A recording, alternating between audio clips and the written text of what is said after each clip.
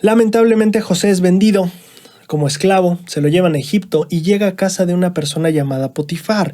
Los capítulos 39 del 1 al 6 justamente hablan de esta transición y yo quiero mencionar algunas cosas al respecto.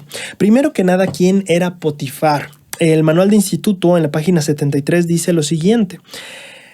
La palabra hebrea significa literalmente jefe de los carniceros o matarifes. Por este significado, algunos eruditos han considerado que era el principal cocinero o mayordomo en la casa del faraón. Pero otros creen que carnicero o matarife significa, en este caso, verdugo.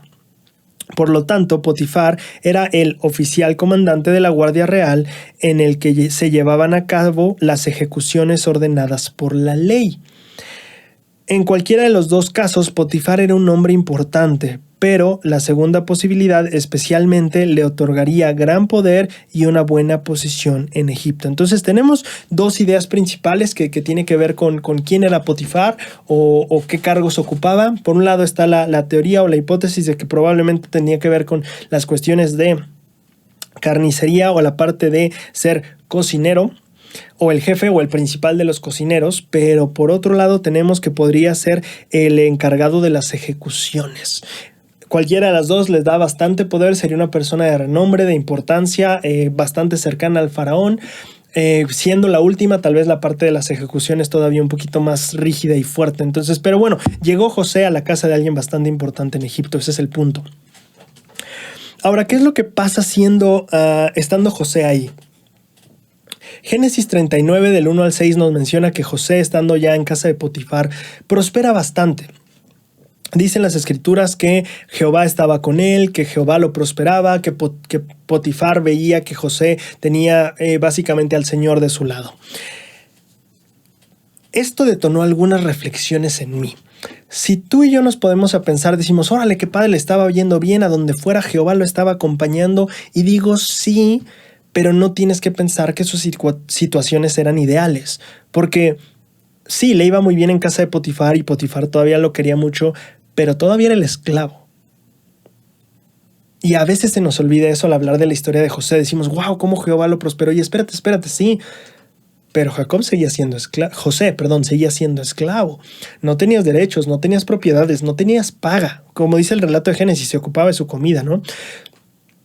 Eres un esclavo. Digo, te va muy bien y haces todo muy bien y tu amo está muy satisfecho con lo que estás haciendo, pero sigue siendo tu amo, sigue siendo un esclavo. Y eso me hizo pensar muchísimo en las perspectivas de la vida. El relato de Génesis a veces o al menos yo en mi mente, yo recuerdo que lo pensaba como muy bueno, como que José le estaba yendo muy bien, y en parte sí, ¿no? Pero creo que tiene todo que ver con el enfoque, porque parece que no acentuamos mucho esa parte de era un esclavo y nos quedamos mucho con el Jehová lo prosperaba, y las dos estaban ahí, no digo que una no estuviera, pero me parece muy interesante cómo el enfoque puede cambiar la perspectiva o por lo menos el cómo interpretamos las cosas que estaban pasando. Claro, la Biblia podría decir, pues le iba bien, pero era un esclavo, pero no tenía propiedades, pero no tenía voluntad, no podía hacer nada, seguía siendo un esclavo, ¿sabes? Pero la Biblia se enfoca más en las cuestiones de Jehová lo prosperaba. La gente, y Potifar en particular menciona, sabía que Dios estaba junto a él. Tal vez todo esto tiene que ver con lo que el presidente Nelson nos enseñó en la conferencia de octubre del 2016, cuando dijo, mis queridos hermanos y hermanas, el gozo que sentimos tiene poco que ver con las circunstancias de nuestra vida y tiene mucho que ver con el enfoque de ella. Tal vez justo por eso cuando yo crecía y me contaban el relato, yo lo conocía, o incluso leyéndolo, tal vez hasta ahorita fue cuando realmente reflexioné, pero un segundo, José no dejaba de ser un esclavo. Las circunstancias no del todo cambiaban. ¿Por qué es que lo notamos como más alegre o más positivo? Tal vez justo por lo que el presidente Nelson nos dice, el enfoque.